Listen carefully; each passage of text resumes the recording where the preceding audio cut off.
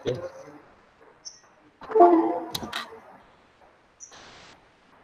Udah. Panitia, apa suara saya jelas?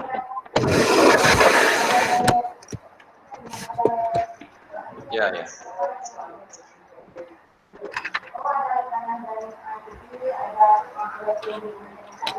Halo, panitia. Iya, Fajira jelas. Jelas, Kak?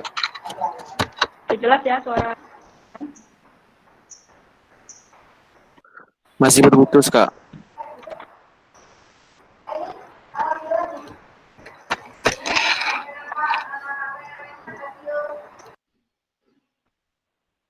Oke, langsung saja kita mulai.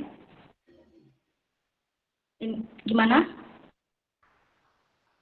Boleh, Kak. Silahkan. Gimana panitia, kita mulai? Iya, langsung. Boleh, Kak. Silahkan. Assalamualaikum warahmatullahi wabarakatuh. Selamat pagi, salam sejahtera untuk Waalaikumsalam warahmatullahi wabarakatuh.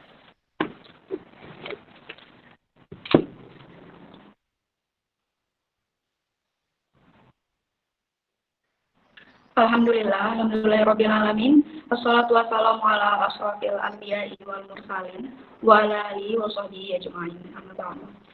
Puji syukur kita panjatkan kehadirat Allah yang Maha Esa yang telah memberikan kita kesehatan sehingga kita bisa mengikuti acara workshop ini. Tak lupa pula salawat beriringkan salam kita hadiahkan ke pangkuan Nabi besar Muhammad Sallallahu Alaihi Wasallam. Allahumma sholli ala Sayyidina Muhammad wa ala ali Sayyidina Muhammad. Yang hormati Bapak Wan SSIM selaku Ketua Jurusan Teknik Kebumian Universitas Syekh Kuala. Yang saya hormati Bapak Edi Sabta Wiranda STMN selaku pemateri kita pada hari ini. Dan yang saya hormati seluruh peserta workshop JIS 2020.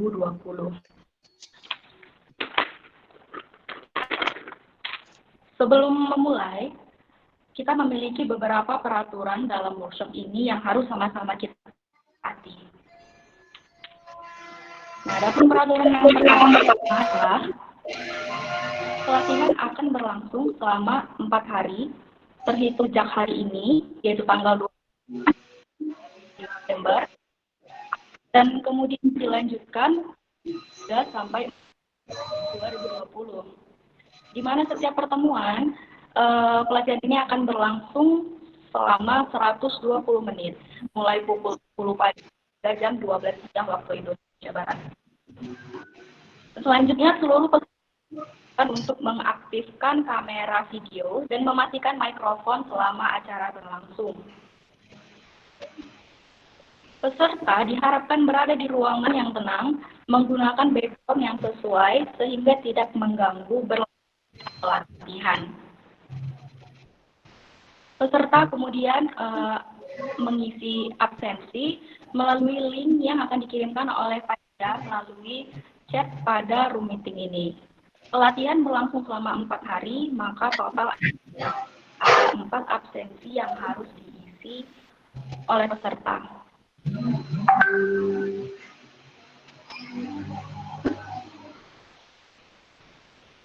Oke, jelas ya suaranya?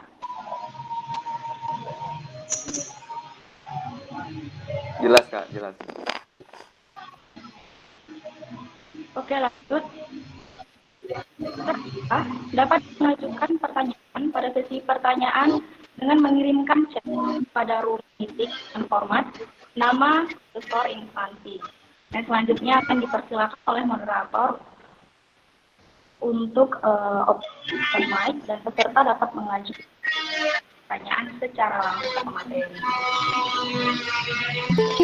Hanya peserta yang telah ditentukan moderator yang dapat mengajukan pertanyaan. Nah, untuk kelengkapan data praktikum, seluruh harus memastikan sudah dibagikan oleh dia pada grup WhatsApp JIS 15. Dan perlu diperhatikan, kita akan mendapatkan apabila peserta telah mengumpulkan pelatihan lambatnya 1 minggu setelah seluruh rangkaian pelatihan berakhir guna untuk mengukur indikator keberhasilan peserta menyerap informasi dari materi. Nah, spesifik tugas akan informasikan lebih lanjut melalui WhatsApp grup workshop GIS ATT 2020. Nah, peserta diharapkan tidak meninggalkan WhatsApp setelah pelatihan berlangsung. Dan yang terakhir, peserta akan mendapatkan sertifikat apabila peserta minimal 5% dari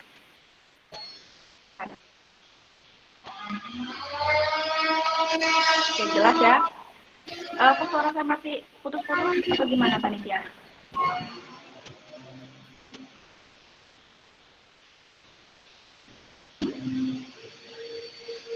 Masih putus-putus, Fajira.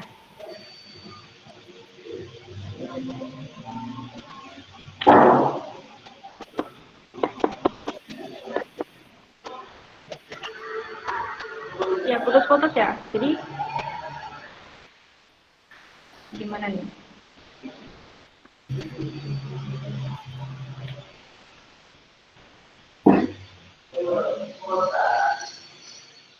Boleh Kak dilanjut?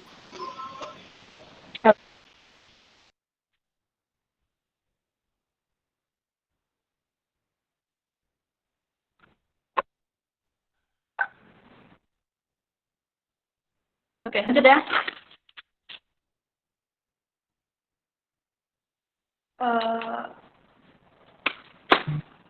Oke. Selanjutnya, kita akan untuk memberkahi acara ini, ada baiknya kita membacakan doa menurut kepercayaan kita masing-masing dan cukup di dalam hati saja. Berdoa dimulai.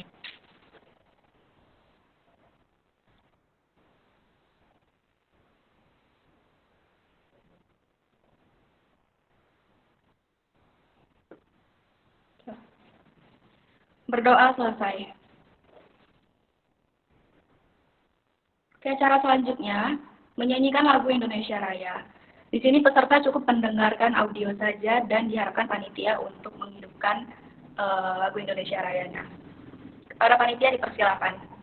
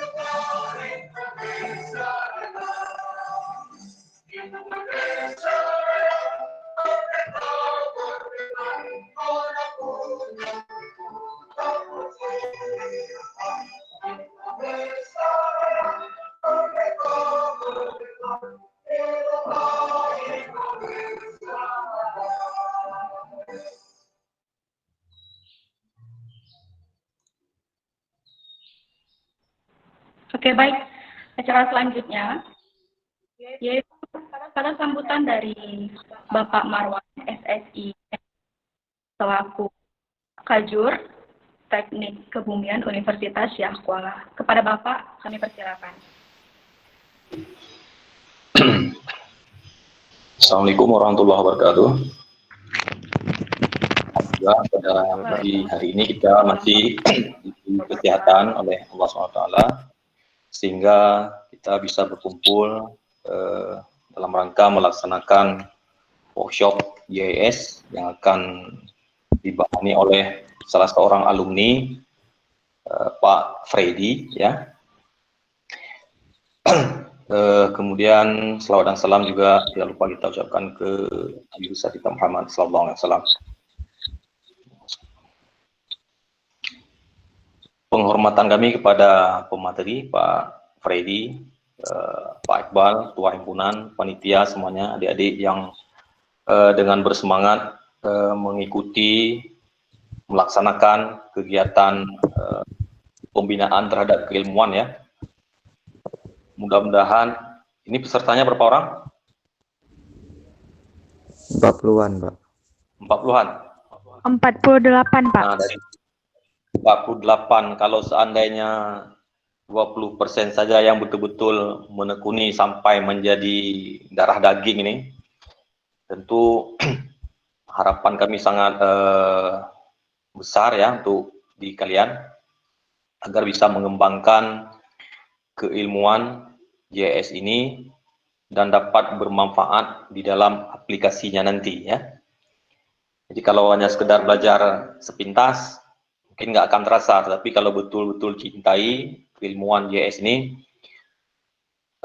bisa bermanfaat di segala bidang, ya. Kebetulan kita geofisika, mungkin bisa kita terapkan di geofisika, tetapi kalau basic ilmu itu sudah bisa didapat, kemana saja nanti kalian bekerja, ya, itu pasti sangat bermanfaat, ya. Oleh karena kalau saya lihat ilmu JS ini adalah ilmu praktis, ya, yang kalau boleh kita bilang hampir di semua bidang ilmu lain menggunakan atau membackup keilmuan mereka itu dengan JS ini.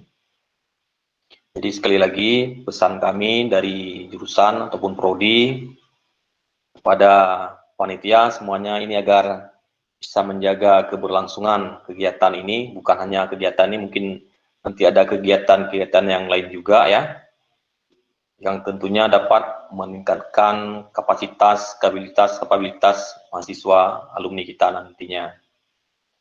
Seperti diketahui saat ini dengan berlakunya kurikulum merdeka, kita mahasiswa diberi peluang untuk bisa belajar lintas bidang, ya. Kalau dulu dicanangkan di dalam setiap prodi itu ada mata kuliah pilihan. Namun sekarang setelah dibebaskan lagi seluas-luasnya bisa menimba ilmu bukan hanya di prodi, bukan hanya di antar prodi di lingkungan universitas sendiri, malah diberi peluang untuk bisa belajar di kampus lain atau melalui kegiatan yang lain, ya, yang nantinya disebut dengan rekognisi. Ya, jadi rekognisi itu nanti kita sesuaikan dengan keilmuan, capaian mata kuliah kita yang ada di prodi kita, itu bisa kita klaim sebagai mata pelajaran atau SKS yang sudah dicapai, ya. Jadi keterlibatan adik-adik di luar prodi itu bisa berguna untuk direkod sebagai tambahan hasil belajarnya, ya. Kalau dulu kalau tidak sesuai dengan jam masuk pelajaran dan lain-lain, apalagi dengan ada kegiatan di luar, itu bisa menghambat penyelesaian masa belajarnya, ya. Jadi kalau misalnya di set 8 semester, itu kalau terlalu lalai di luar, itu bisa menjadi 7 tahun atau 14 semester.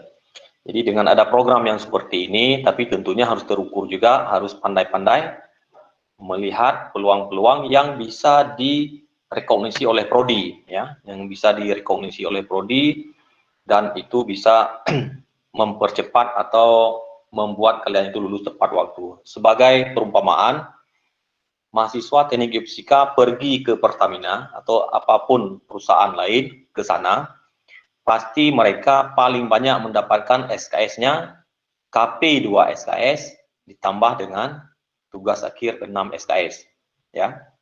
Tetapi dengan kurikulum sekarang, kalian di Pertamina itu bisa mendapatkan 20 SKS. Ya, jadi ada tambahan 12 SKS lagi. Tapi apa yang dikerjakan di sana?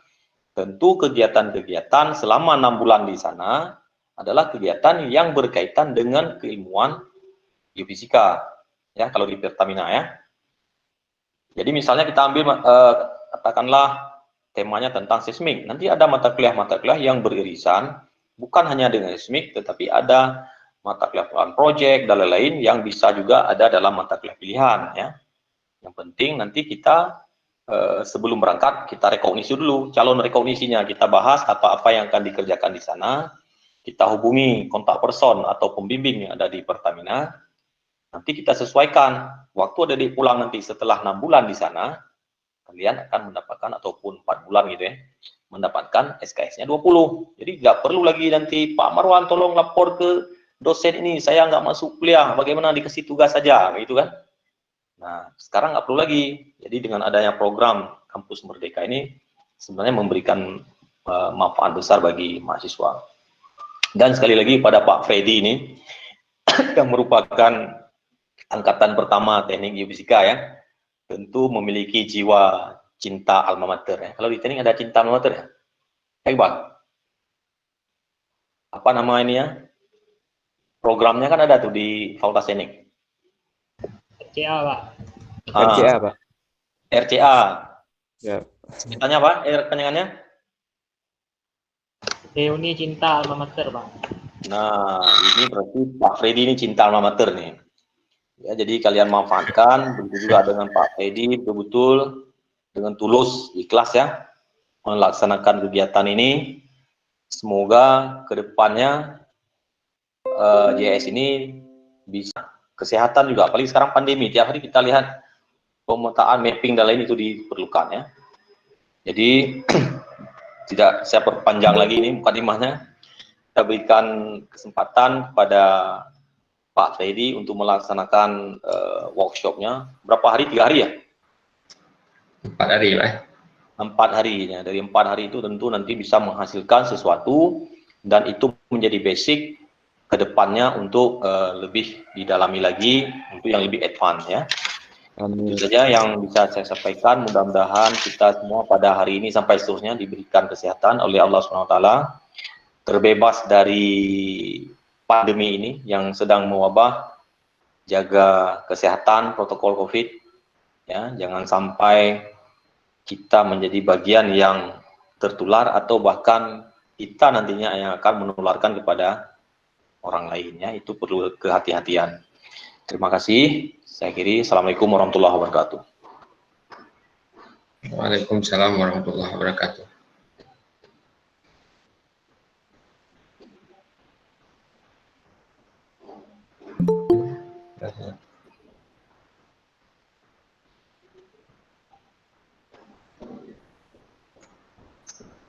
Panitia mana tuh panitia?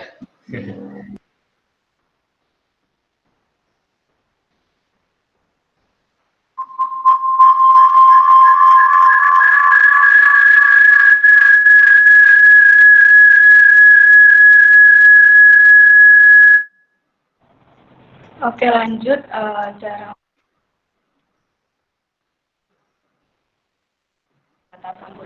selanjutnya.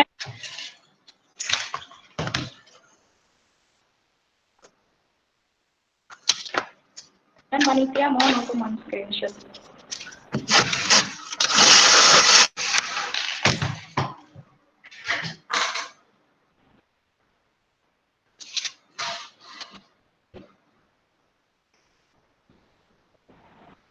Dokumentasinya udah tadi, dokumentasi dulu sekali dengan Pak Marwan sebelum ini.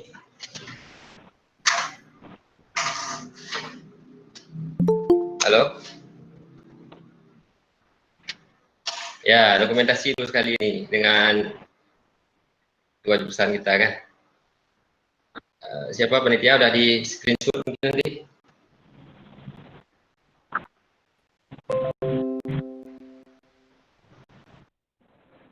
Gimana nih? Oke, lanjut Kak.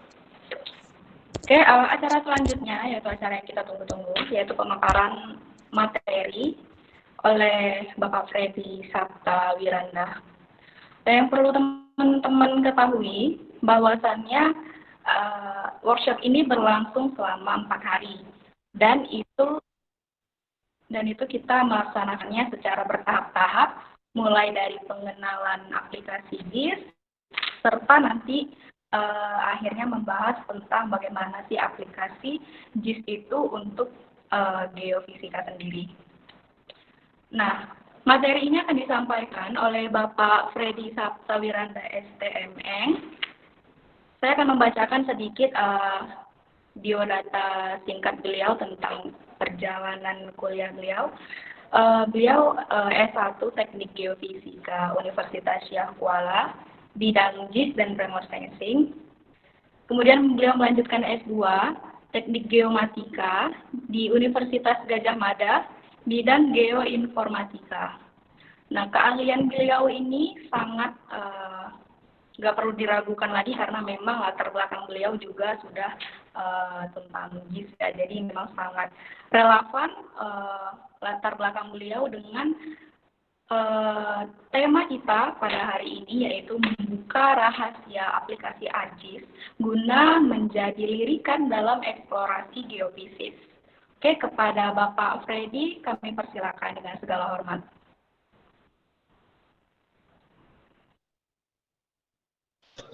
Oke, baik panitia. Tapi ini saya minta waktu dulu bentar ya, saya setting kameranya. Ya Pak, siap. Ya.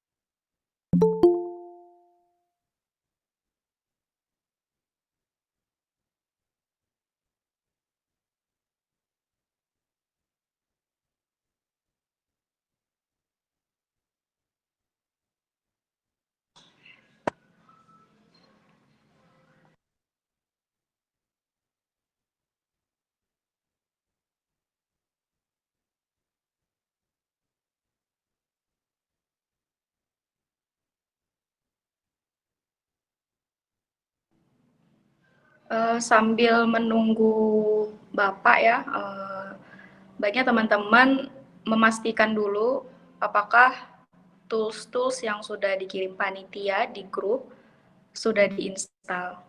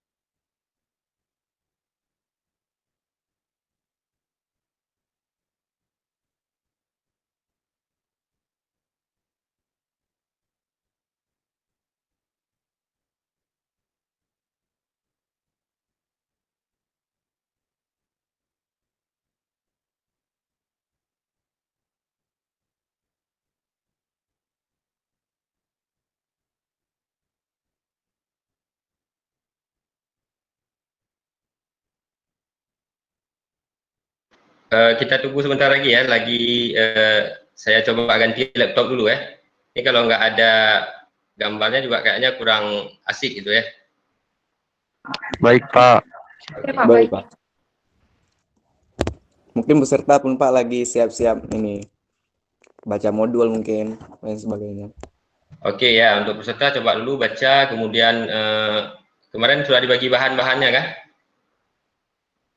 Sudah, Pak. Oke ya, coba di ini dulu bahan-bahannya, kemudian cara install.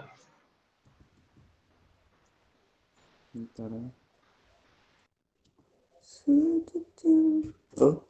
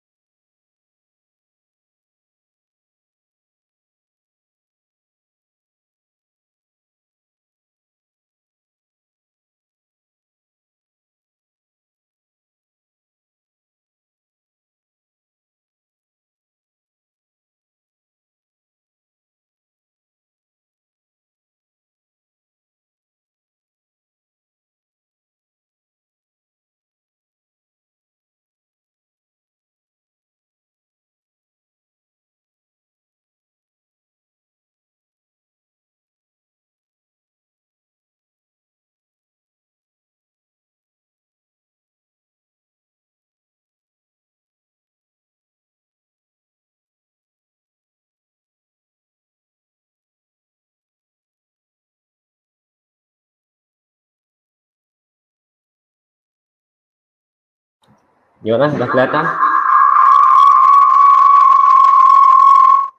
Sudah kelihatan? Halo? Belum, Pak. Screen-nya. Ya, belum ya? Kameranya sudah, Pak. Oke.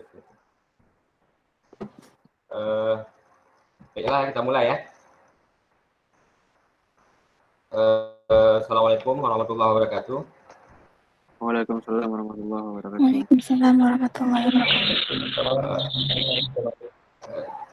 Coba yang lain dimatikan dulu mikrofonnya ya. Oke ya.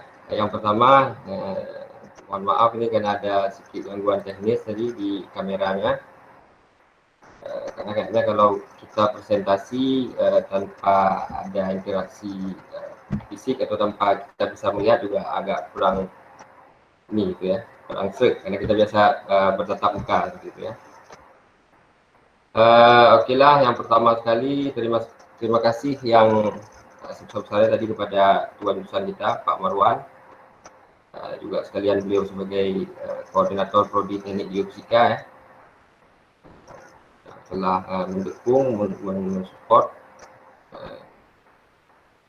Kemudian juga teristimewa ini untuk panitia ya, telah menyiapkan dari awal kegiatan ini, mulai mendiskusikan dari konsep sampai akhirnya ke realisasi pada hari ini. Kemudian juga yang paling saya banggakan ini mahasiswa-mahasiswa TG yang sudah menjadi peserta. Ini mahasiswa TG semua atau ada yang di luar TG? Pak. Oke. Hah? Ada yang keluar, Pak. Ada yang luar, oke. Teknik kebumian? Atau ada yang di luar teknik kebumian?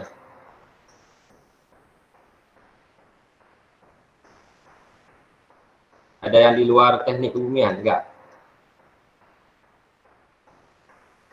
Halo? Kedengaran? Iya, Pak, kedengaran. Oh ya, oke. Ini pesertanya apa dari teknik kebumian aja atau ada dari luar teknik kebumian? Ada, Pak. Dari luar teknik kebumian?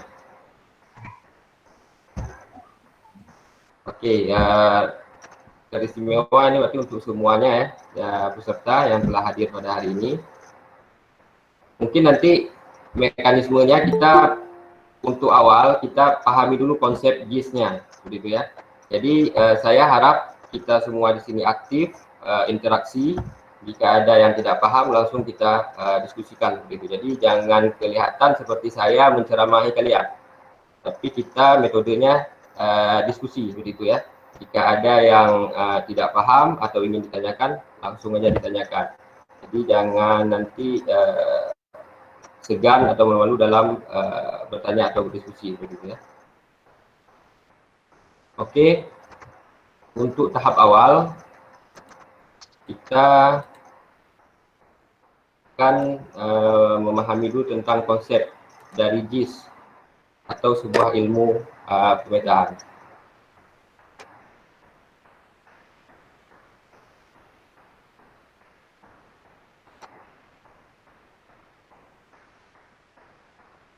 Oke, ya, ini slide-nya dulu.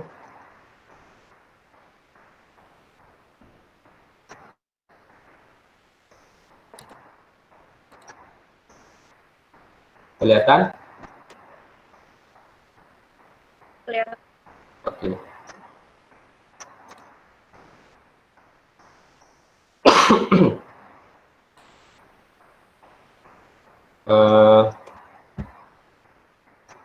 Kita akan mendiskusikan tentang konsep pemetaan atau GIS.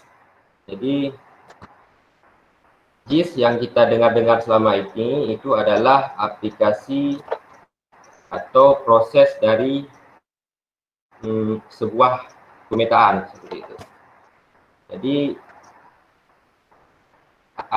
yang akan kita lakukan itu adalah pemetaan seperti itu. Kemudian apa itu peta? Ini agak lain sedikit ya karena udah ganti laptop nih. Ini yang kata-kata di atas itu adalah peta. apa itu peta? Peta yang dimaksud dengan peta itu adalah sebuah representasi atau kita menerjemahkan sebuah bumi yang kita anggap selama ini konsep tentang bumi bulat ataupun solid itu kita presentasikan dalam bentuk bidang datar. Itu yang dimaksud dengan peta. Selanjutnya ada pemetaan. Pemetaan itu adalah proses ketika kita membuat sebuah peta. Itu pemetaan, proses untuk membuat sebuah peta itu dinamakan dengan pemetaan, seperti itu. Kemudian ada yang namanya kartografi. Kartografi ini adalah seni atau sebuah ilmu yang mempelajari tentang pembuatan peta. Jadi pemetaan ini bukanlah sebuah ilmu, jadi pemetaan ini masuk kepada suatu seni juga. Jadi dalam kita melakukan pemetaan ini ada ilmunya, dan ilmu itu berhubungan dengan seni. Begitu. Nanti akan kita pelajari di tahap selanjutnya. Kemudian ada GIS atau SIG, Geographic Information System atau Sistem Informasi Geografis. Itu sebenarnya adalah sebuah sistem yang sudah dikonversi ke bentuk digital. Jika dulu pemetaannya dilakukan manual, maka untuk saat ini dengan seiring perkembangan teknologi, perkembangan komputer, sehingga pemetaan juga dikonversi ke dalam bentuk digital. Sehingga adalah yang namanya SIG atau GIS. Kemudian pembagian daripada pemetaan itu ada dua, yaitu ada peta konvensional, yang itu yang manual. Kalau kalian ada melihat orang membuat peta dengan menggunakan kertas, itu namanya peta manual. Kemudian ada peta digital, seperti yang perkembangan saat ini dan yang akan kita pelajari ke depan ini. Jika dilihat dari sejarah, pemetaan ini bukan ilmu baru. Jadi pemetaan ini sudah digunakan sejak lama. Ini misalnya contoh peta pertama yang dibuat oleh satu masyarakat, ini Babilonia. Dulu mereka menggunakan medianya adalah tanah liat. Yang mereka lakukan adalah untuk memetakan lokasi tempat mereka bermukim. Jadi ini ada kelihatan jalannya, di mana pemukimannya, di mana tempat ritualnya, di mana tempat mereka berkumpul. Seperti itu. Mereka sudah memulai membuat peta. Jadi tapi masih dalam skala kecil seperti itu. Kemudian terus berkembang di bidang pemetaan. Selanjutnya peta dibuat di kulit kayu dan cakupan areanya sudah lebih luas, yaitu sudah mencakup seluruh dunia. Ini merupakan dari hasil perjalanan para petualang dulu, seperti Marco Polo dan yang lain-lainnya. Kemudian mereka terjemahkan setiap lokasi yang mereka singgah, setiap perjalanan itu dalam bentuk sebuah peta. Seperti itu. Kemudian terus berkembang. Kemudian peta mulai dibuat di atas kertas. Juga sama, cakupan areanya semakin luas dan sudah mulai ada tematiknya. Jadi kalau tadi hanya yang pertama menunjukkan satu lokasi yang cakupannya kecil, kemudian menunjukkan cakupan wilayah yang luas, dan kemudian selanjutnya sudah melakukan membuat peta tematik. Artinya peta sesuai dengan kebutuhan. Apakah itu misalnya peta lokasi perjalanan, peta lokasi kerajaan, atau peta lokasi wilayah kekuasaan suatu kerajaan. Itu yang dulu dilakukan perkembangannya. Kemudian terus berkembang sampai saat ini, seperti yang kita lihat sekarang itu sudah banyak menggunakan peta-peta digital, yang seperti yang kita lihat ini di layar. Jadi sekarang sudah digunakan untuk berbagai aplikasi. Dari pemetaan itu jadi tidak terbatas lagi seperti tadi untuk melihat satu lokasi saja, untuk melihat satu tematik aja. Sekarang sudah multi tematik. Jadi ilmu pemetaan ini atau ilmu GIS ini juga sudah multidisiplin ilmu, artinya hampir semua bidang keilmuan menggunakan aplikasi JIS ini. Gitu. Oke, ini pengertian tentang JIS. Kita bisa melihat bahwa JIS itu sebuah sistem yang bisa menyimpan, memperbaiki, memperbaharui, mengelola, hingga nanti menghasilkan satu output dari hasil kita menggunakan aplikasi ini. Gitu. Cara kerja JIS itu seperti yang digambar. Itu kita melihat ada lapisan-lapisan layer, jadi real di permukaan bumi, kemudian kita terjemahkan dalam bentuk digital, ada nanti dalam bentuk lapisan data rasternya, ada data vektornya. Jadi dia, konsep JIS ini adalah bentuk lapisan-lapisan. Kemudian apa kemampuan yang bisa dilakukan oleh JIS ini, yaitu dia mampu menghubungkan satu titik di permukaan, menghubungkan data-data yang ada di permukaan bumi ini. Nah, misalnya apa? Titik lokasi suatu rumah. Ini bisa dihubungkan titik lokasi rumah dengan data si pemilik rumah. Misalnya rumah si A, rumah si B. Dan juga lebih jauh, aplikasi JIS saat ini sudah bisa untuk selain untuk menentukan lokasi dan melihat kondisi, juga bisa digunakan untuk berbagai analisis lebih lanjut. Misalnya untuk melihat tren, untuk melihat pola, dan bahkan untuk memodelkan.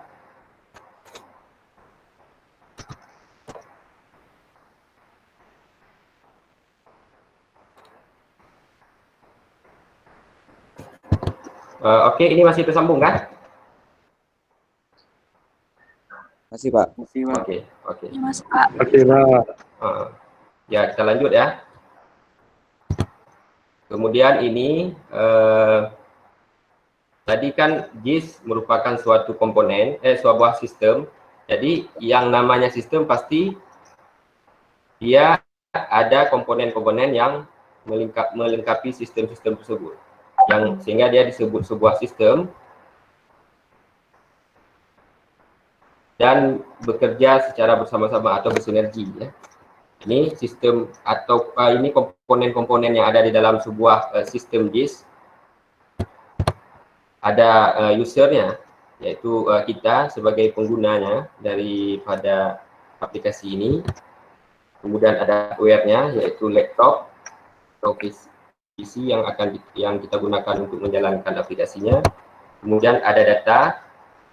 Kalau misalnya ada user, ada software, ada hardware, tapi tidak ada data, kan kita juga nggak tahu mengolah apa, gitu ya. Kemudian ada metode, kita mau menggunakan metode apa dalam menganalisisnya, kita menggunakan metode apa di dalam mengolah datanya, itu juga penting, salah satu komponennya.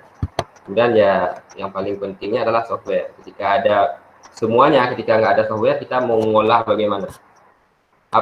Kita mau kalau diumpamakan wadahnya nggak ada, kita mau mengolah gimana? Jadi software adalah sebagai wadah tempat kita mengolah.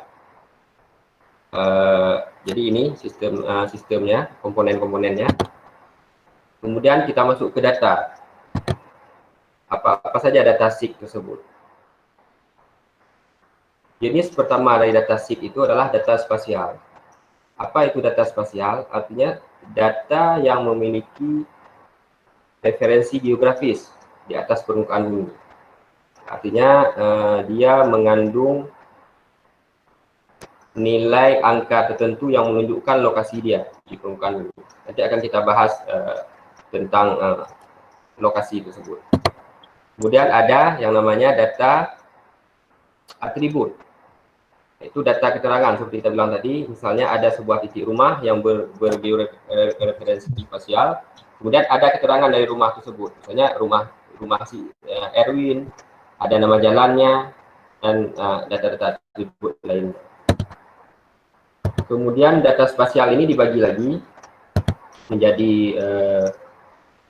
ada 3 lagi ya. Yang pertama ada data vektor, yaitu yaitu ini merupakan data berformat garis, area, dan titik. Jadi ini hasil data dari kita ngolah dengan aplikasi GIS-nya. Ini data editing artinya, edit yang kita gambarkan.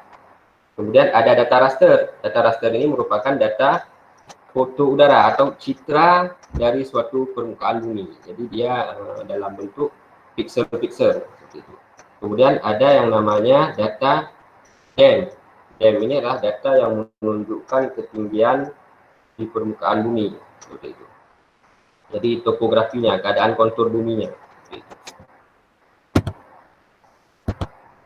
Kemudian ini jenis-jenis data vektor, yaitu ada line, point, polygon. Line misalnya apa contohnya? Misalnya sungai, itu kan berbentuk line ketika kita lihat di citra. Kemudian point apa? Misalnya titik rumah, titik bendungan, titik tabungan air, atau yang lain sebagainya. Yang polygon misalnya apa? Yang polygon seperti misalnya area persawahan, area perkebunan, area pertanian, dan lain sebagainya. Kemudian ini, jika kita melihat data hubungan tadi, jenis-jenis data tadi, ada sumber datanya dari remote sensing tadi, ada raster, ada DEM, kemudian ada sumber dari data sheet juga bisa dari peta konvensional. Misalnya kita punya peta, printout dari peta yang memiliki titik koordinat, kita bisa kembali menerjemahkan titik lokasi tersebut di aplikasi GIS. Kemudian sketsa, dengan sketsa kita bisa melihat kembali di mana lokasinya, kemudian kita cari kembali atau kita combine kembali dengan data yang ada di citra misalnya. Nanti ke depan akan kita pelajari. Kemudian ada data lapangan sebagai sumber data yang selanjutnya. Yang ketiga dari data sheet ini atau GIS ini adalah data lapangan seperti itu. Apa-apa saja data yang bisa diambil lapangan, misalnya data titik koordinat atau data tracking yang bisa kita lakukan dengan menggunakan GPS misalnya. Baik itu GPS handheld, GPS biasa, GPS mapping, atau GPS geodetik. Kemudian ada data atribut, misalnya seperti tadi, data keterangan titik lokasi atau keterangan tentang suatu objek di permukaan bumi. Itu misalnya kita ambil dengan mendata atau dari data-data dari pemerintahan. Seperti itu bisa kita linkkan dengan data spasialnya di aplikasi GIS. Ini kalau kita mau lihat hubungannya, hubungan dari data,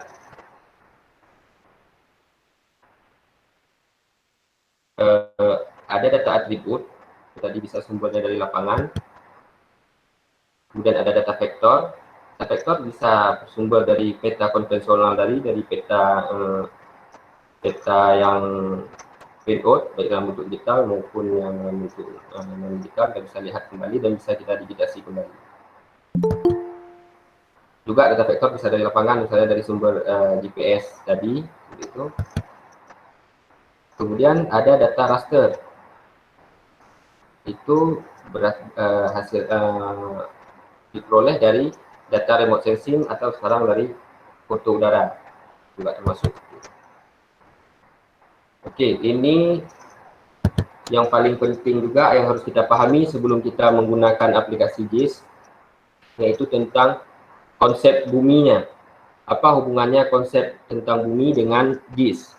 Karena banyak orang bisa menggunakan aplikasi GIS, tapi ketika dia tidak paham akan konsepnya, jadi nanti akan sedikit kebingungan ketika menggunakannya untuk analisis atau untuk kepentingan peta-peta tematik tertentu. Peta tematik artinya peta untuk tujuan tertentu. Jadi kita di sini juga harus memahami dulu konsep bumi. Bumi kan pada dasarnya itu tidak ada bentuk atau bentuk dia tidak beraturan. Kemudian para ilmuwan mencoba untuk menerjemahkan bumi ke dalam bentuk bulat. Jadi untuk memudahkan dalam perhitungan matematisnya. Kemudian dikembangkan lagi hingga dibuat bentuk bumi itu elipsoid. dari ketiga ini ternyata bentuk elipsoid lebih mendekati secara matematis untuk melakukan perhitungan mendekati bentuk permukaan bumi yang sebenarnya. Jadi di sini disebut dengan spheroid, sphere bulat, spheroid, ellipsoid atau bentuk lonjong, begitu. Itu bentuk pendekatan buminya. Ini harus diingat ya, spheroid, sphere, spheroid, sphere, spheroid. Kemudian nanti ada istilah dalam GIS, ada dengan istilah datum. Apa itu datum? Datum itu adalah sebuah penerjemahan ke dalam bentuk nilai dari bentuk datum, dari bentuk elipsoid tadi, dari bentuk bumi elipsoid ini diterjemahkan dalam bentuk nilai. Sehingga nilai datum inilah yang kita gunakan sebagai pedoman ketika menentukan lokasi atau titik koordinat di permukaan bumi ketika menggunakan aplikasi GIS. Itu diingat ya, datum. Datum. Dan saat ini yang paling banyak digunakan datum adalah WGS 1984. Banyak jenis-jenis datum yang lain, tapi untuk saat ini yang dilihat paling mendekati bentuk keadaan permukaan bumi yang sebenarnya itu adalah datum dari WGS 1984. Jadi sehingga seluruh dunia menggunakan ini saat ini. Walaupun ada juga yang menggunakan datum-datum lokal. Kemudian hal lain yang harus diingat di dalam kita melakukan pemetaan nanti ke depan itu adalah ada yang namanya sistem koordinat.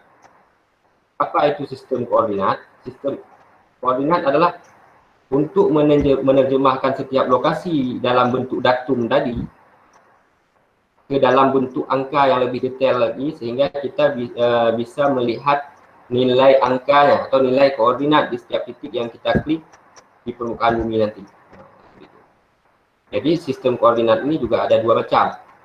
Ada sistem koordinat geografis, itu sistem koordinatnya secara global, jadi bumi dianggap dibelah-belah, diiris-iris seperti kita mengiris semangka. Kemudian ada yang dinamakan dengan nanti lintang bujurnya atau latitudenya. Kemudian di setiap garis belahan ini ada nilai koordinatnya masing-masing. Kemudian ada yang kedua itu sistem koordinat terproyeksi. Nah, di sini artinya kalau tadi sistem koordinatnya adalah 3 dimensi, X, Y, Z. Kalau ini sistem koordinatnya 2 dimensi. Jadi dia menggunakan nilai X, Y-nya saja.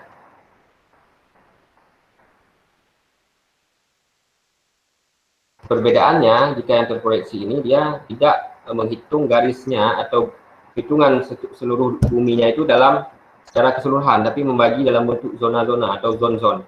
Nah, ini perbedaan dengan sistem koordinat terproyeksi ini.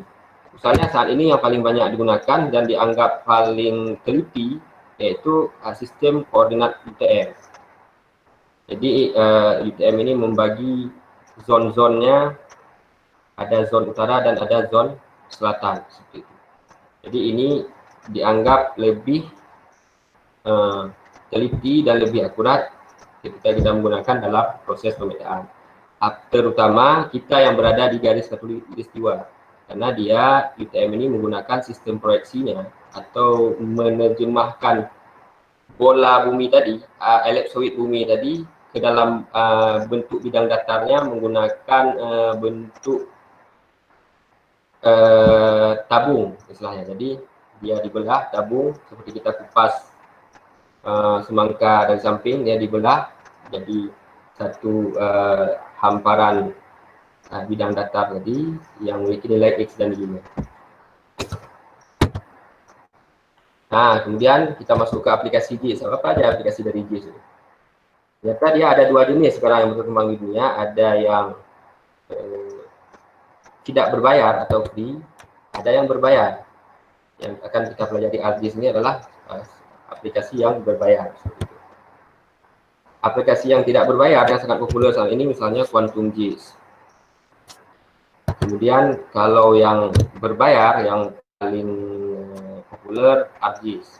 Sebenarnya ada yang lain dari produk Cina juga selain ArcGIS itu ada Supermap, tapi belum begitu familiar di dunia, gitu ya. Masih didominasi oleh ArcGIS.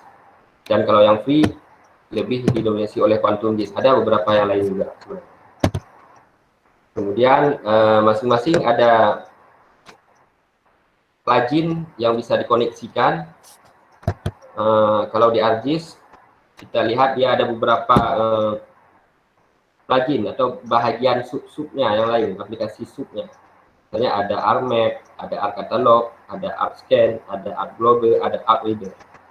Jadi kita lebih banyak menggunakannya di ArcMap dan ArcCatalognya. Juga kalau ArcGIS secara lingkup lebih besar lagi, nanti ada yang untuk desktopnya, ada untuk servernya, ada online-nya atau real-time-nya, real-time GIS-nya. Kalau kalian ada lihat peta COVID real-time COVID-19 di Indonesia atau yang punya internasional itu yang dari universitas apa itu, dan juga yang COVID yang dibuat oleh TDMRC itu juga menggunakan ArcGIS online miliknya perusahaannya Esri. Kemudian ada yang mobil GIS dan ada juga dia sharing datanya atau lebih ke cloud GIS, cloud data GIS-nya seperti itu.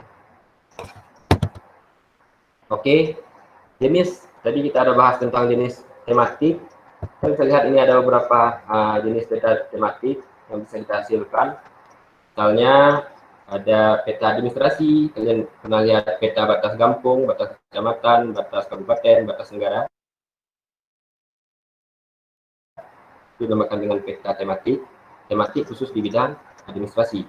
Ada peta sumber daya alam, misalnya seperti kita, ada peta geologi, mungkin yang ini peta geologi misalnya tentang jenis batuan, nah itu masuk dalam peta tematik sumber daya alam.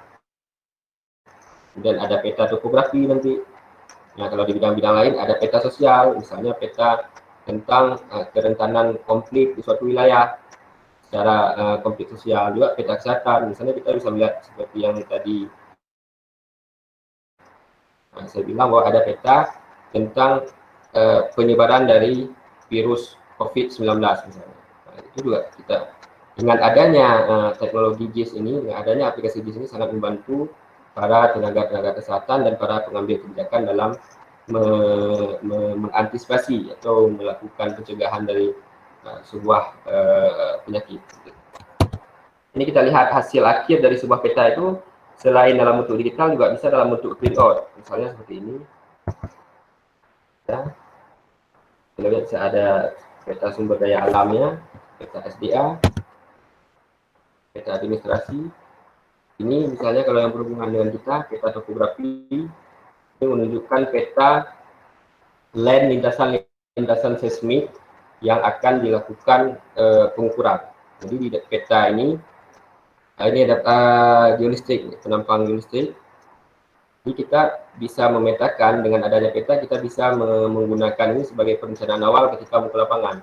Jadi kita bisa melihat ketinggiannya berapa, keadaan bentuk topografinya di mana, jadi sehingga persiapan perencanaan kita ke lapangannya itu lebih siap dan lebih matang. Kemudian hasil pengukurannya juga bisa kita dokumentasikan kembali dalam aplikasi GIS ini. Jadi bisa kita lihat yang mana lintasannya, kemudian bisa kita munculkan juga hasil dari pengukuran di lintasan tersebut. Itu juga merupakan salah satu misalnya aplikasi kita di bidang teknik kebumian dari pemanfaatan aplikasi GIS ini. Jadi sebenarnya sangat membantu juga kita di dunia teknik kebumian ini dengan adanya aplikasi GIS ini. Ini misalnya contoh lain di bidang kesehatan, di bidang mitigasi bencana juga. Ini tadi topografi untuk memetakan hutan, memetakan administrasi, juga untuk memetakan sebuah lokasi objek wisata untuk jadi navigasi untuk orang lain atau informasi misalnya. Nah, ini misalnya contoh kalau di bidang kesehatan tadi misalnya kita mau ada peta sebaran mahasiswa nih, tadi geofisika terhadap penanganan COVID. Jadi di mana lokasi mahasiswa dan hubungannya dengan tingkat kerawanan terhadap COVID-nya. Misalnya ini bisa kita lihat seperti ini. Jadi ini tadi sudah masuk ke analisis. Misalnya kita melihat tren. Tadi ini kan melihat pola, melihat tren di mana mahasiswa banyak berkumpul, di mana posisi mahasiswa banyak saat ketika dihubungkan dengan kondisi COVID pada saat itu. Ini yang sebelah kiri, kita sebelah kanan ini kita bisa melihat misalnya seberapa jarak posisi mahasiswa itu jika terjadi emergensi COVID harus dijemput dengan ambulan dari lokasi titik evakuasi atau tempat penanganan COVID. Misalnya itu titik kuning, kita bisa lihat itu rumah sakit Naif, yaitu lokasi mahasiswa TJ yang berada di Banda Aceh pada saat itu. Nah, kita bisa melihat itu ada ring, apakah ada ring 5 kilo, 10 kilo, dan 15 kilo. Jadi ini bisa menjadi sebuah informasi untuk perencanaan peletakan ambulan-ambulan penjemputan misalnya. Dan banyak yang lain yang bisa dilakukan. Oke, sekian untuk konsep dasar ini sebelum kita masuk ke aplikasinya. Mungkin kita ini dulu, diskusi dulu. Iya, baik. Bagi teman-teman yang ada pertanyaan sejauh ini boleh nulis di room chat kita ya di sini dengan format nama _ instansi. Ya.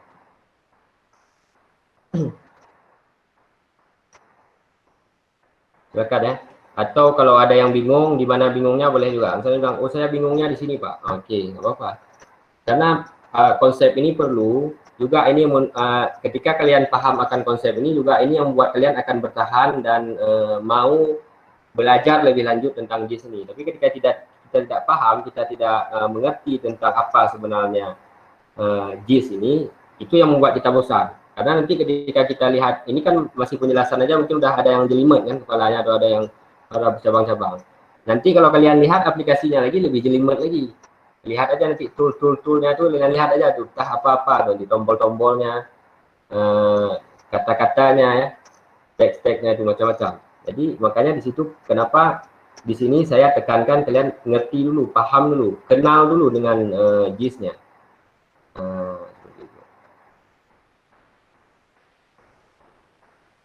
Bapak, ini ada pertanyaan. Oke. Beberapa pertanyaan ya dari Pika Miftahun Nisa. Ya. Nah, pertanyaannya adalah sepenting apa manfaat ARJIS dalam eksplorasi geofisika? Oke, ini gimana? Mekanismenya jawab satu ya? Iya, Pak. Ya. Oke. Oke, sepenting apa? Sepenting apa tadi JIS ini dalam geofisika? Iya, Pak. Benar. Oke. Jadi kalau saya umpamakan sebenarnya ya, secara global ya, pemanfaatan JIS secara global di bidang eksplorasi.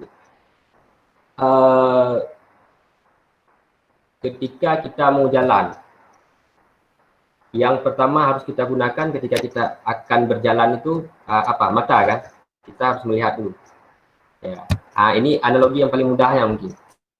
Jadi JIS ini di bidang eksplorasi itu sebagai mata eksplorasinya. Jadi ketika ada JIS ini, seperti tadi saya nampakin contoh itu untuk land geolistrik.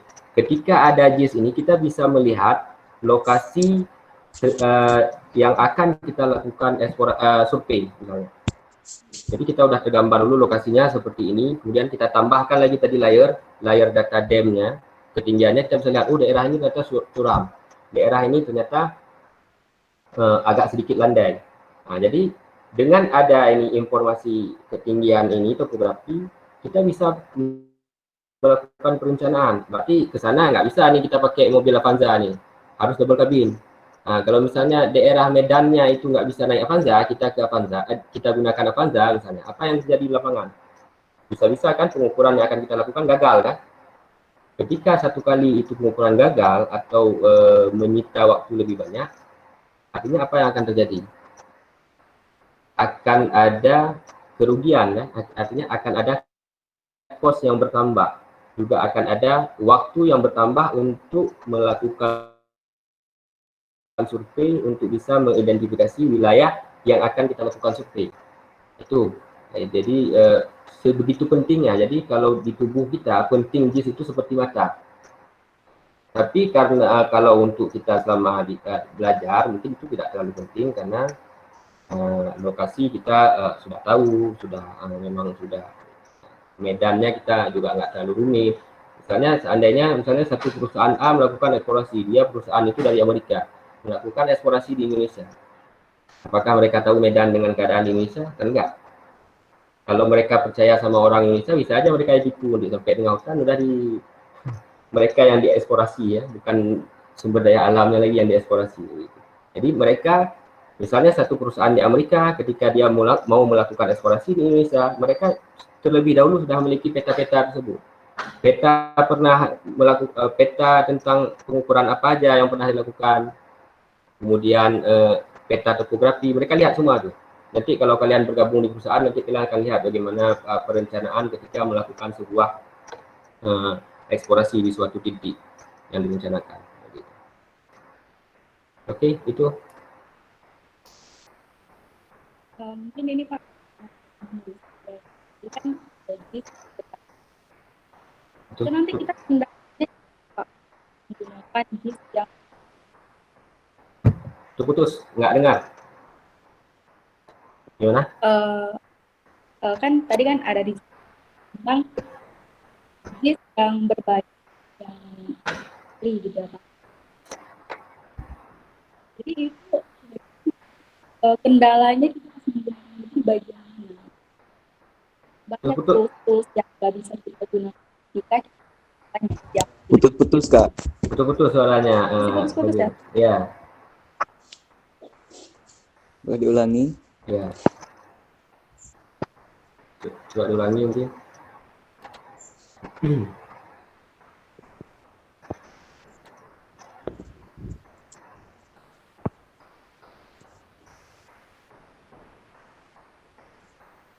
Ya, mungkin dimatikan videonya dulu, Zira, biar bisa lebih ini jaringannya.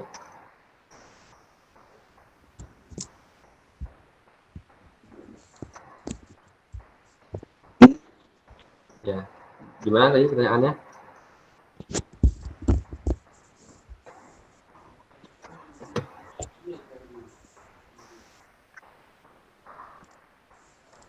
Oke. Ada ya?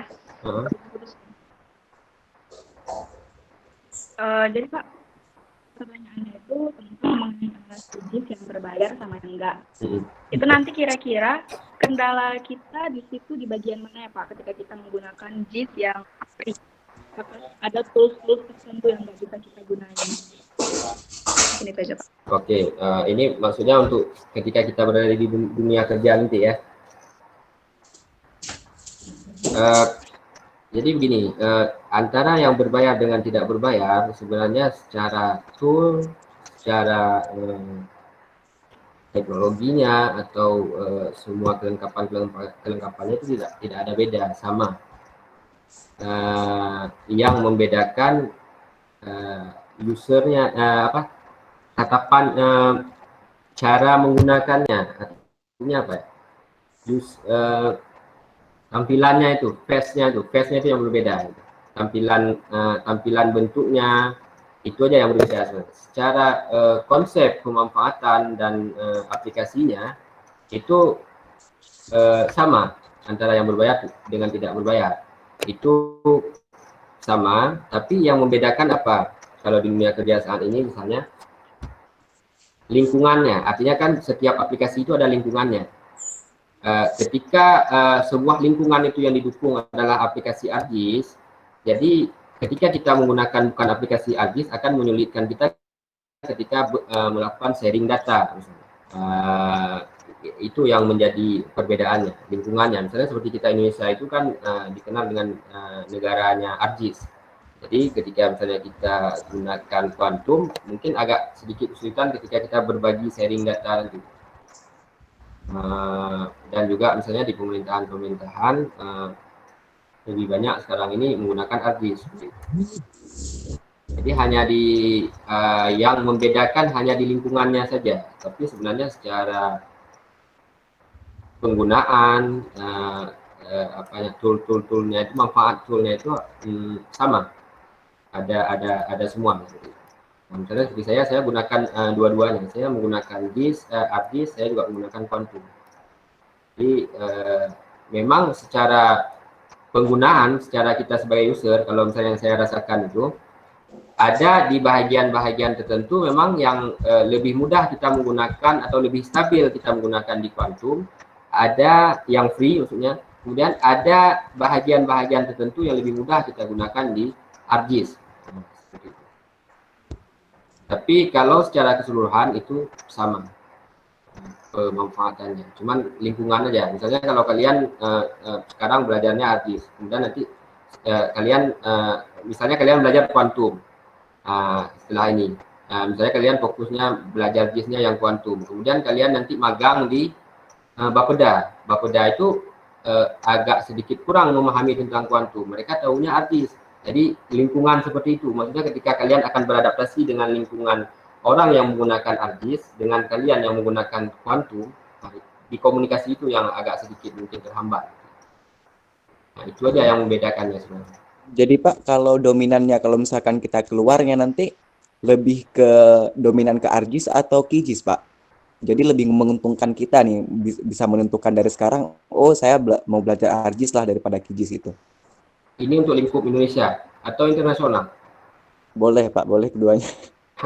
Kalau Indonesia memang lebih bagus kita ArcGIS, karena lebih orang lebih banyak di pemerintahan dimanapun itu lebih banyak menggunakan ArcGIS, kecuali di perusahaan-perusahaan mungkin ya. Di perusahaan mereka tidak mempedulikan kita bisa software apa, tapi kita bisa memanfaatkan software itu untuk apa.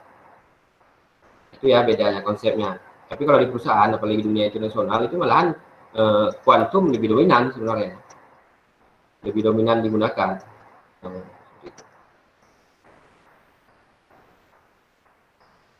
Oke. Ada pertanyaan lain? Oke Pak, ini masih ada pertanyaan dari Ubed Anom. Beliau dari instansi konsorsium pembaruan Agraria. Oke.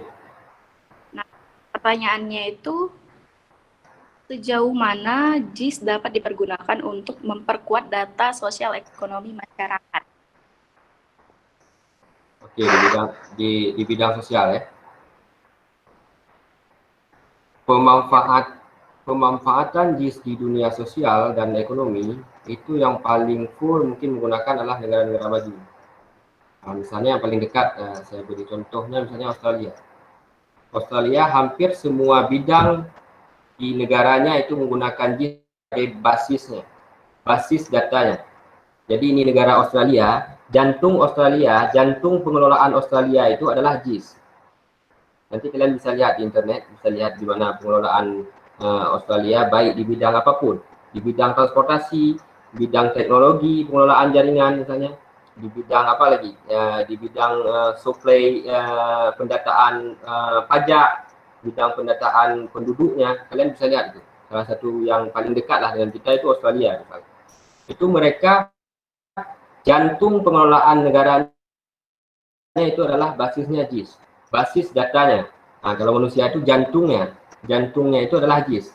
Dan negara-negara maju lain ada juga yang seperti itu. Hampir semua lah negara maju, walaupun mungkin enggak semuanya 100% sudah berbasis GIS. Jadi kalau dianggap seberapa penting, ya seperti kalau manusia itu seperti jantungnya. Jadi ketika apapun gerakannya itu berbasis ke GIS, jadi semuanya jadi tepat sasaran, tepat target, tepat memberikan solusi. Misalnya saya berikan contoh di Australia ya, penempatan ambulan di setiap titik di seluruh negara Australia itu perhitungannya menggunakan GIS. Jadi bisa dihitung. Mereka menggunakan standar, ini dulu, sekarang nggak tahu ya. Di setiap titik yang ada di Australia harus bisa dicangkup dengan waktu 5 menit oleh ambulan ketika terjadi kecelakaan. Dan itu tidak ada yang bisa dilakukan perhitungan selain dengan menggunakan GIS.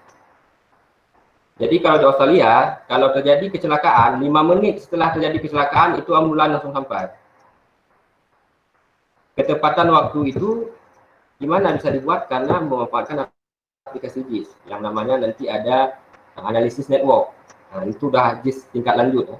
Jadi dia menggunakan analisis network dan JIS real time-nya atau JIS online-nya.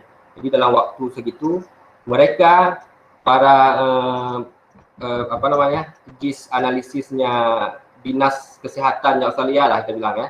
Jadi mereka sudah punya database semuanya. Ketika ada satu kecelakaan langsung terdeteksi titik lokasinya tadi, titik lokasi kecelakaannya, kemudian langsung diperintahkan mobil ambulan yang terdekat dengan lokasi kecelakaan tersebut. Jadi begitu terstrukturnya. Jadi makanya kenapa tadi saya umpamakan JIS dalam bidang sosial ekonomi itu seperti jantungnya kalau di manusia. Oke itu. Oke, baik Pak. Masih banyak di pertanyaan ya Pak ya.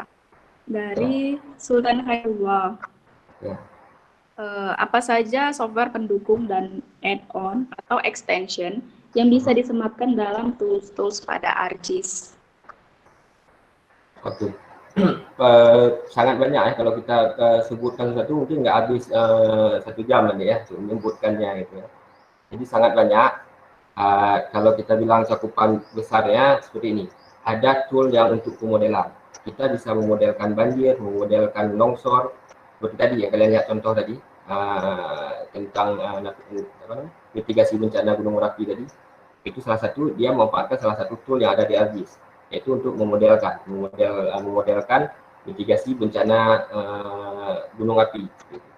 Yang pertama itu bisa digunakan untuk memodelkan, ada tool untuk memodelkan, ada tool untuk seperti tadi melakukan analisis lokasi dan kondisinya, kemudian ada tool juga untuk melihat tren atau pola. Seperti tadi, kita bisa dengan adanya COVID, misalnya di Aceh, kita bisa memetakan pola persebaran COVID di Aceh. Misalnya kemana arahnya? Kalau di Aceh besar kemana arahnya? Apakah ke timur Aceh besar? Apakah ke baratnya Aceh besar? Kemana pola persebarannya? Dengan ada aplikasi ini kita bisa melihat. Jadi artinya para pengambil kebijakan, para tim penanganan COVID bisa melihat berarti yang ke arah utara harus lebih diperketat, harus lebih diperdetil standar protokol kesehatannya. Nah, sebenarnya jika ini yang kita gunakan itu akan lebih mudah kita mengatasi misalnya seperti dalam kondisi pandemi saat ini. Itu mungkin. Oke Pak, lanjut ya Pak. Ya. Pertanyaannya. Dari Rafiq Rahmat, kira-kira apakah ada spesifikasi minimum laptop dalam pengaplikasian software ArcGIS? Terus, apa kelebihan dan kekurangan ArcGIS dibandingkan software pemetaan yang lainnya? Oke. Memang untuk lebih lancar dalam menggunakan ArcGIS, minimal bagusnya memang yang paling idealnya kalau untuk aplikasi aplikasi ArcGIS ini 10.8 yang terbaru, idealnya di RAM 8 GB. Di RAM 8 GB itu paling nyaman kita menggunakannya. Walaupun di RAM 4 bisa, tapi mungkin ada di beberapa kita menggunakan tool analisis atau menginput data raster, nanti data citra itu agak sedikit nge-lag ya, atau tertahan-tahan, sendat-sendat. Jadi ada spesifikasinya, walaupun mungkin nanti kalau kita lihat internet dia bilang RAM-nya minimal 4, tapi sebenarnya kalau pengalaman saya itu nyamannya itu di RAM 8. Itu pun belum melakukan kerja-kerja yang berat, kerja-kerja standar masih lah. Nah, istilahnya seperti yang akan kita pelajari ini JIS dasar masih bisa lah dengan RAM 8. Tapi kalau udah tahap analisis, apalagi kita memodelkan sampai memodelkan juga di 3 dimensi, itu agak sulit. 8 pun agak sulit. Pak, apa ya, gimana kabar yang kalau misalkan 2 GB gimana? nah itu jadi masalahnya nih. Mudah-mudahan aja nggak meledak laptopnya. Gimana kabar orang-orang yang memiliki 2 GB itu? Ya. Oke, nanti coba dipertimbangkan dulu di mana. Ya, atau coba cari laptop kawan dulu mungkin ya.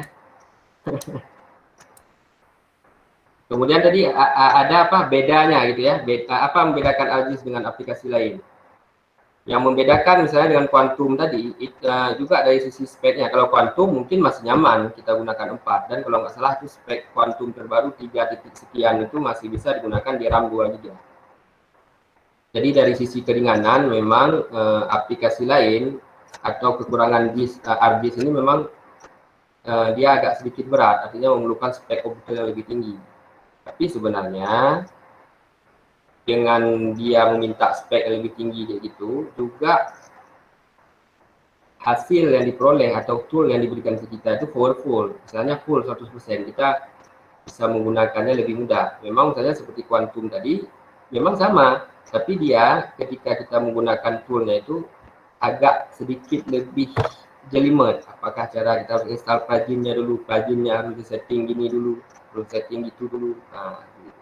Tapi kalau hard disk sudah dibuat powerful, jadi kita sudah dimanjakan dengan tool-toolnya itu kalau di hard disk. Nah, jadi tinggal pakai. Nah, itu. Jadi karena dia buat powerful seperti itu, sehingga dia membutuhkan spek yang lebih tinggi. Jadi kalau dari sisi ringan beratnya software memang agak sedikit berat hard disk. Oke. Ada lagi?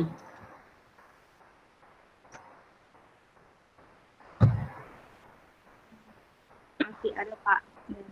Pertanyaannya rata-rata mendekati Pak, bagaimana kita sebagai pemula, tips-tipsnya nih Pak, kita sebagai pemula untuk mempelajari si ArcGIS ini. Terus kira-kira butuh waktu berapa lama untuk menguasai itu Pak?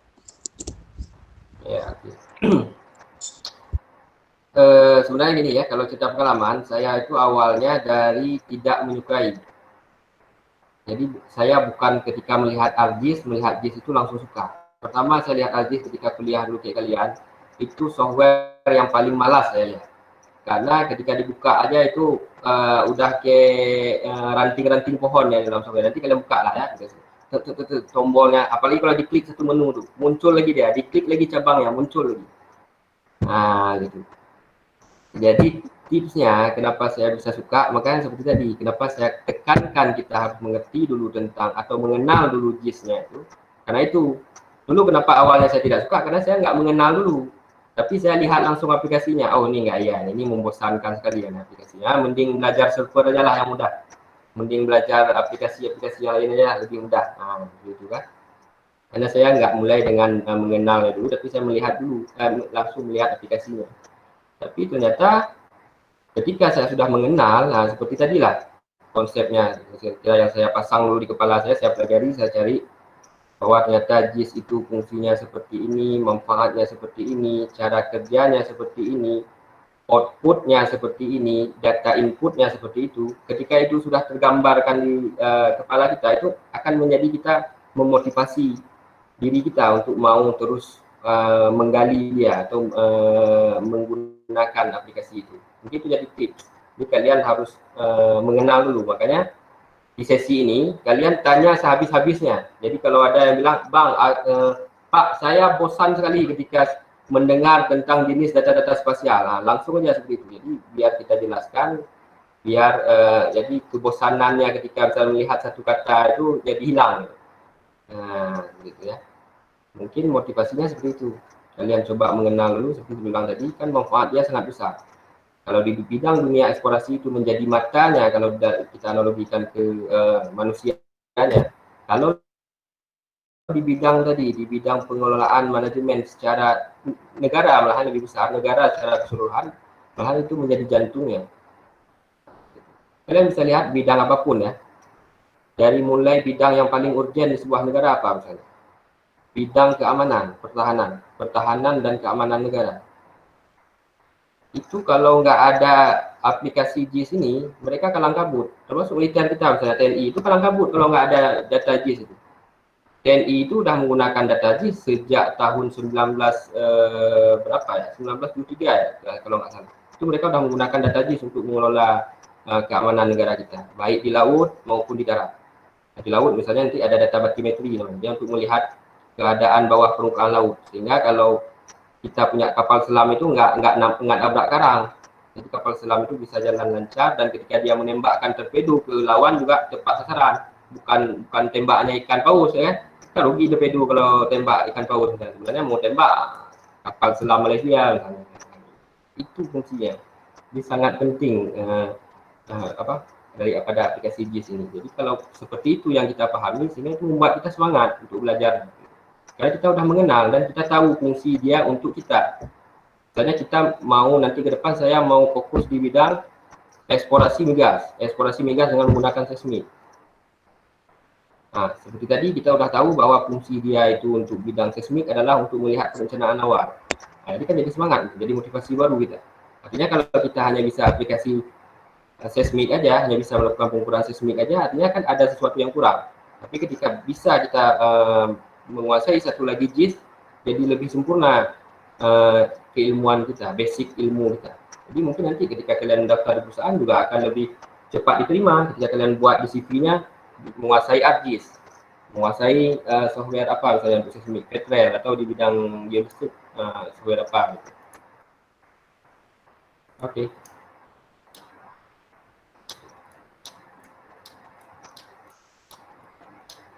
Ada lagi? Oke, pertanyaan dari Zamna Fauzan. Kak Fauzan boleh langsung dudukin mikrofon. Ya, silakan. Baik Pak, terima kasih Kak Fazira sudah memberikan kesempatan. Terima kasih Pak Freddy sudah menjelaskan. Jadi di sini Zamna yang bingung gini Pak, kan kita tahu JIS itu menentukan suatu titik, misalkan nanti koordinat titik tertentu di permukaan bumi ataupun semacam itulah Pak. Cuman waktu kita nanti melakukan survei ke lapangan yang ujung-ujungnya kita itu untuk mencari yang namanya pemetaan. Ya. Data spasial itu yang memang berhubungan dengan titik lokasi yang nanti ya itu dibantu dengan data vektor, data raster tadi Pak kan, dan juga data-data lainnya. Nah di sini ketika kita sudah melakukan pemetaan Pak, sudah ada data spesialnya yang nanti kita olah ke ArcGIS, ada kala itu terjadi perbedaan antara yang kita hasilkan dengan keadaan geografi yang sebenarnya Pak. Nah, pertanyaan Zamna, apa sih Pak yang menyebabkan hal tersebut terjadi? Apa? Karena Zamna pernah baca juga, itu bisa terjadi karena memang banyak sekali data-data yang kita gabungkan Pak. Apakah seperti itu atau bagaimana Pak? Terima kasih. Oke. Berarti tentang akurasi atau ketelitian ya. Jadi sebenarnya gini, JIS, jantungnya dari aplikasi JIS itu adalah tentang ketelitian atau akurasinya data. Jadi kalau kita diumpamakan di bidang geofisika, kualitas data hasil pengukuran geolistrik, kualitas hasil data pengukuran magnetik, dan metode-metode yang lain. Jadi kualitas itu menentukan hasil selanjutnya dari yang kita gunakan. Kalau istilahnya apa ya, kontrol kualitas. Jadi kalau dalam data JIS itu yang tadi Abang sebutkan, ada data vektor, ada data raster, itu kontrol kualitasnya, data itu betul-betul menjadi kualitas dan hasil produk dari data itu akan menjadi betul-betul berkualitas. Artinya kualitasnya apa? Akurasi tinggi dan ketelitian tinggi, itu jika kualitas datanya juga memiliki ketelitian yang tinggi. Jadi kenapa tadi seperti dibilang sama Fauzan tadi, keadaan di permukaan buminya lain, kemudian ketika dilihat di citranya lain, ketika dimasukkan ke data lainnya lain lagi gitu kan, karena itu tadi standar dari ketelitian data yang dimasukkan itu lain-lain. Itu tadi kan konsep kerjanya JIS kan layer. Ketika layer itu memiliki standar akurasi yang sama, maka dia akan tempelannya itu pas gitu, nggak ada melenceng. Tapi ketika satu misalnya akurasinya 3 meter, satu 5 meter, kan melenceng ya. Jadi kalau semestinya dia gini tepat, tapi jadi bergeser. Nah itu yang terjadi. Misalnya seperti tadi dilihat di Google Map, misalnya ketika di tag titiknya pas itu di tengah puncak gunung. Ternyata ketika di tag di lapangan nanti nggak udah bergeser dia. Udah nggak di puncak lagi, ternyata udah turun sedikit ke bawah. Nah, gitu. Itu karena itu tadi perbedaan akurasi. Dan memang kendala saat ini dan PR tugas yang paling besar negara kita saat ini, Indonesia, melalui Badan Informasi Geospasialnya. Kalau kalian pernah dengar, kalau enggak boleh lihat nanti. Tantangan paling besar dan tugas paling besar negara kita melalui BIG itu, Badan Informasi Geospasial, adalah itu, untuk menstandarkan kualitas akurasi data spasial. Kalian pernah dengar program dulu, program Jokowi pertama kali, One Map Policy, menyatukan semuanya peta dalam satu peta. Jadi mereka mau buat, jadi Indonesia mau dibuat ya seperti tadi, seperti yang bilang tadi, Australia tadi. Jadi semua manajemennya berbasis spasial. Tapi tantangan paling besar kita yaitu tadi, karena kualitas datanya belum bisa disamakan semua.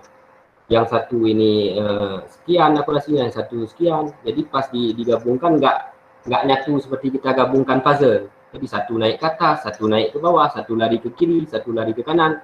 Akhirnya ketika kita melakukan perencanaan dengan menggunakan data yang seperti itu juga akan terkendala. Jadi yang semestinya seperti tadi ambulan sampai dalam 5 menit, tahu-tahu dua hari nggak sampai ambulan. Ternyata titik lokasinya udah salah sana. Yang semestinya ambulan datang ke Belang Bintang udah datang ke Uleli sana kan salah. Nah, itu mempengaruhi ketelitian dan akurasi data. Jadi Pak, ya. Jadi Pak, kalau misalkan sudah terlanjur nih kayak gitu, berarti kita harus melakukan survei ulang gitu. Ya, ada kan kalau kita di dunia GIS biasanya kita selalu melakukan validasi. Misalnya seperti skripsi saya dulu tentang menganalisis penggunaan lahan, tentang analisis penggunaan lahan di Kabupaten Abia. Jadi ketika setelah melakukan analisis dengan menggunakan screen, kita menggunakan layar ini, menggunakan data citra satelit, kemudian kita lakukan lagi validasi di beberapa titik untuk membuktikan apakah itu sudah sesuai atau belum. Jadi itu menjadi bahan pembanding kita ketika melakukan suatu penelitian. Dan tips yang lain misalnya untuk kita ketika menggunakan, misalnya ketika kita melakukan perencanaan, misalnya perencanaan eksplorasi. Ketika melakukan perencanaan eksplorasi, perencanaan survei geolistrik, kita base-nya menggunakan data apa? Misalnya, kita menggunakan citra Google. Citra Google yang kita gunakan. Ketika kita navigasi di lapangan, kita juga harus menggunakan citra Google. Jangan sempat kita menggunakan citra Bing misalnya, atau citra yang dari sumber lain. Itu juga mempengaruhi lokasinya ketika di lapangan nanti. Jadi caranya seperti itu. Ketika kita menggunakan satu data, maka terus menggunakan data yang sama, sehingga kontrol kualitas akurasinya itu sama. Itu tipsnya untuk Indonesia saat ini. Kecuali kita udah pindah ke negara lain. Oke.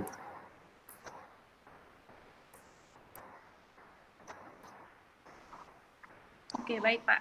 Terima kasih. Gimana sama Pak? Masih ada yang kurang jelas? Ya.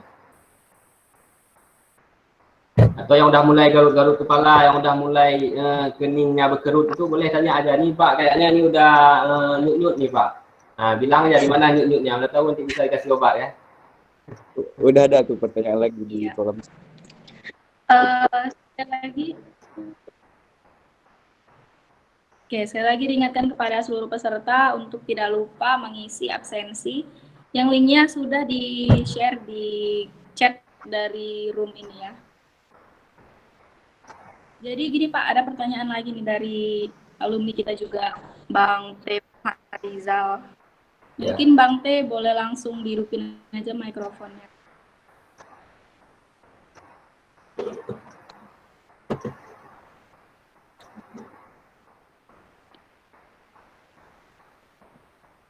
Oke, dibaca saja kata beliau. Oh ya. Baik, kita baca pertanyaannya. Pertanyaannya adalah sejauh mana ArcGIS bisa mengolah data citra untuk eksplorasi geologi atau geofisika, Pak? Oke. Untuk analisis citra memang untuk teknologi di GIS-nya saat ini ya, sampai aplikasi 10.8 itu belum terlalu full kalau untuk menganalisis citra. Artinya kalau menganalisis tingkatan dasar, bisa. Misalnya sekedar yang paling mudah misalnya untuk klasifikasi NDVI. Itu pun klasifikasi NDVI kelas dasar. Artinya apa? Jadi nanti kan setiap kita melakukan analisis kan ada tingkatan dia. Berhubungan lagi dengan kontrol kualitas dan ketelitian produk yang akan kita hasilkan.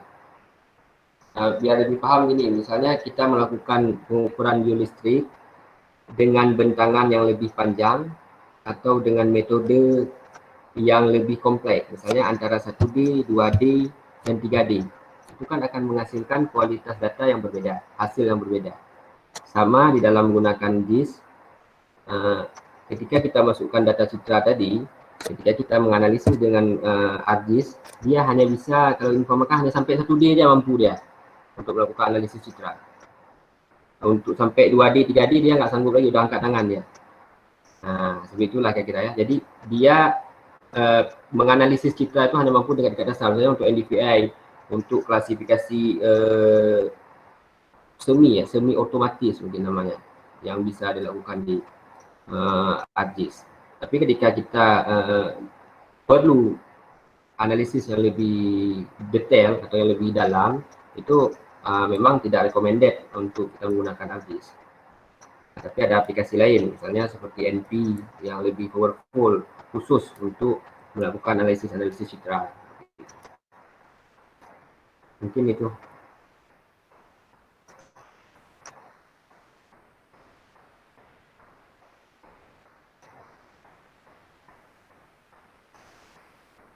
Ada lagi? Yang udah mulai ngantuk-ngantuk silakan ditanyain aja. Mana tahu jadi obat ngantuk juga kan? Kita kan selesainya nanti tepat jam 12, maka masih ada. Ya. Ya. Jadi kita coba. Jadi dari Anissa, bagaimana sudah sejauh mana itu di Indonesia? Terputus suaranya. Bagaimana peran di Indonesia? Peran? Sudah sejauh di Indonesia. Peran GIS di Indonesia. Iya, Pak. Oke. Mungkin kalau kita presentasi, pemanfaatan GIS di Indonesia itu masih 20% dari 100%. Itu mungkin nggak sampai. Lebih rendah lagi. Makanya, ini maaf ya, bukan maksud politis atau apa. Makanya kenapa segala perencanaan kita amburadul di bidang apapun. Karena basisnya itu belum menggunakan data yang akurat. Artinya gini, ketika kita menggunakan data sampah, maka hasilnya juga sampah kan. Tapi ketika kita menggunakan datanya adalah mutiara, maka produknya juga mutiara. Nggak mungkin data kita gunakan mutiara, hasil produknya sampah. Berarti itu ada sesuatu yang janggal kalau seperti itu terjadi. Nah, jadi gitulah analoginya. Jadi artinya kalau di Indonesia itu mungkin ya 15-20% lah masih menggunakan. Saya sekarang yang lagi digadang-gadangkan di bidang reformasi agraria tadi untuk pemetaan persil tanah misalnya. Itu pun baru berapa persen dari target pemerintah semuanya sampai tahun 2000 berapa itu, baru berapa persen terrealisasi sampai sekarang. Kemudian juga tentang one map polisi di bidang RDTR misalnya, rencana tata ruang. Nah, itu juga masih dari harapan realisasinya masih sangat jauh. Nah, itu. Jadi artinya bukan ini kita harus patah semangat. Artinya disinilah tantangan-tantangan kita. Mungkin ketika kita banyak di berbagai multidisiplin ilmu sudah mulai mengenal GIS, mungkin ini akan menjadi solusi selanjutnya untuk negara kita. Artinya kita sudah banyak yang bisa, sudah banyak yang mengetahui. Kemudian di berbagai lingkungan dunia kerja kita setelah selesai kita manfaatkan itu, kita mulai perkenalkan itu, mungkin itu akan menjadi salah satu support untuk bisa negara kita menggunakan manajemen negaranya berbasis GIS. Seperti itu. Misalnya kalau saya ambil contoh gini, ketika saya berinteraksi dengan BPBD salah satu kabupaten. Ketika berinteraksi, saya jelaskan tentang manfaat GIS ini di bidang kebencanaan seperti tadi, mitigasi bencana. dan itu membuat mereka menarik dan mereka menggunakannya, dan setelah dilihat hasil outputnya sangat membantu. Nah, seperti itu. Jadi artinya hal-hal seperti itu yang harus kita lakukan ke depan ini untuk membenah dari persentase yang masih sedikit pemanfaatan JIS dalam pengelolaan negara kita. Jadi artinya kita ini akan menjadi agen-agen JIS-nya yang akan memperkenalkan JIS di berbagai lingkungan. Karena saya pengalaman pernah di kebencanaan, saya memberikan training, kemudian di BPN juga, kemudian juga di dunia aktivis LSM, lembaga swadaya masyarakat, juga mereka menggunakan itu untuk memetakan program-program kemasyarakatannya dan seperti itu. Juga dulu juga pernah diskusi dengan Dinas Agama, Kementerian Agama Perwakilan Aceh. Jadi artinya mereka mau memetakan sekolah di seluruh Aceh. Jadi seperti itulah kira-kira. Padahal kan kalau kita lihat dari sisi keilmuan kan sangat jauh Kementerian Agama dengan ARJIS, dengan teknik. Tapi ternyata ketika mereka mendengarkan penjelasan dari kita, mereka juga sangat membutuhkan itu. Jadi selama ini yang tersendat adalah transfer atau sharing dari teknologi ini ke banyak bidangnya yang masih kurang. Jadi makanya semoga ini kalian, ini berapa orang dalam ini bertahan sampai akhir pelatihan, 37 orang itu, bertahan sampai akhir dan kalian setelah selesai dari ini menjadi agen-agen JIS baru yang akan memberikan pola pandang baru di berbagai dunia yang akan kalian tekuni setelah ini nanti untuk memanfaatkan JIS ini. Seperti itu. Itu kira-kira. Oke Pak, baik, terima kasih. Sudah jam 12 tepat ya, jadi jawab pertanyaan tadi, maka terakhir kita pada hari ini. Jadi teman-teman, benar sekali ya, kita sama-sama tahu bahwa mahasiswa itu agen